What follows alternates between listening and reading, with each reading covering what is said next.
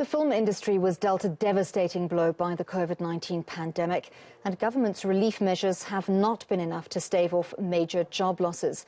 The film industry's contribution to the country's economy has dropped to 2.9 billion rand after contributing over 7.2 billion in 2019. The acting head of operations at the National Film and Video Foundation, Onke Dumeko, joins me now. Onke, thank you very much for your time this afternoon. So that's a massive drop in contribution to our GDP, and we can only imagine the concurrent impact on members in that sector. Can you quantify for us job losses since the start of the pandemic? Thank you so much for having me this afternoon. So as you say, it has been catastrophic. If you look at job losses, if we compare 2019-2020 year to 2020-2021, the jobs declined from 31,444 to 12,775. So that's about just over 18,000 jobs lost, just under 20,000. So it is a loss. It's had a huge impact, COVID-19, especially on this industry, and 20,000 jobs lost in this type of industry, relatively speaking, has a much of a harder knock-on effect than if you compare it to other industries. So it has been catastrophic. We said in our introduction there that relief efforts have not been enough to stave off jobs, but we also saw a recent admission by Minister of Sports, Arts and Culture, Nathi Mthethwa, that relief funds meant for specifically the arts sector were mismanaged. So that also had an impact on members of that sector. What do you think should happen to those who were in charge of administering the disbursement of those relief funds? So I cannot comment further on that. There is a process that's underway. The only thing that I can really comment on is the NFVF's contribution towards that, right? So in terms of that presidential stimulus package, we were also inundated to roll out with that, and we did. We were funded with an amount that was equivalent to the resources in which we could manage, and we executed that process successfully, right? So the NFVF has done over and above the PSP project. We've done other projects to stimulate job creation in the sector, right? We had a national drive-in program that we conducted throughout the previous year with about 3 million rand, where we noticed that, people were sitting at home on lockdown under kind of heavy lockdown restrictions, and that there was still an opportunity for people to consume film. So that's why we rolled out with that nationwide drive-in program.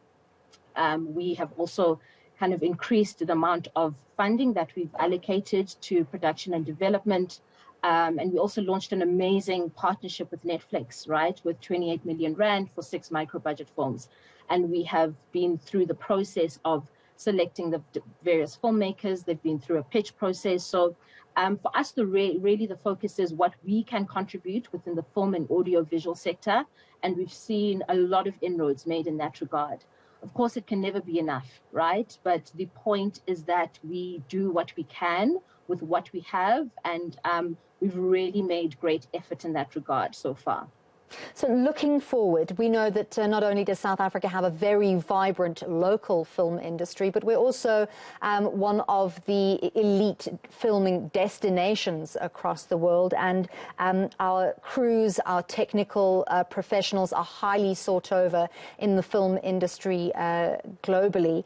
But what does the future of the film industry in South Africa look like if there aren't some major changes in terms of travel bans?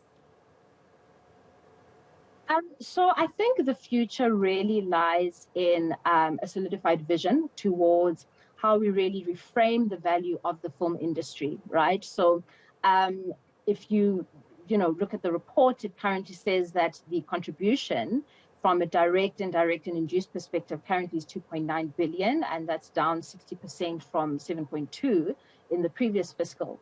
But I think the point is to highlight the fact that it once was 7.2, right? So in the absence of something catastrophic, such as a pandemic, that is the value that it can contribute. So the future can always be indicative of something that was, bearing in mind that you learn the lessons. And I think the biggest lesson is that, an industry such as this, which contributes so much to the economy, right, at some point was contributing 90 million with regards to taxes to the government, can still do that, provided that it is insured, if you will, and insulated in the type of structure where it is really covered from an investment perspective. So like you're talking about the various locations that we have, absolutely. We are a film production investor's dream, right? And we have managed to leverage that in the past, but I think going forward in the future, we have to remember that collaboration breeds competitiveness.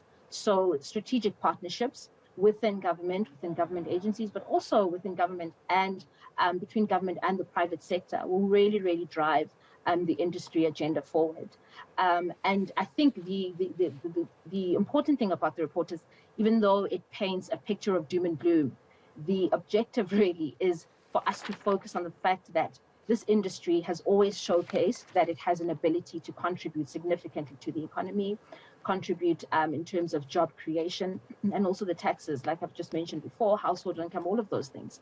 And it deserves the opportunity to really be reframed and valued in that way, and it definitely can be, provided that that unified vision comes with the correct investment, right, that's required within it, and the appropriate allocation of that investment at every point of the value chain. Well, thank you very much for your time, for speaking to us. That was Onke Dumeko from the NFVF. Despite a bleak picture, there is a bright future ahead for the film industry here in South Africa.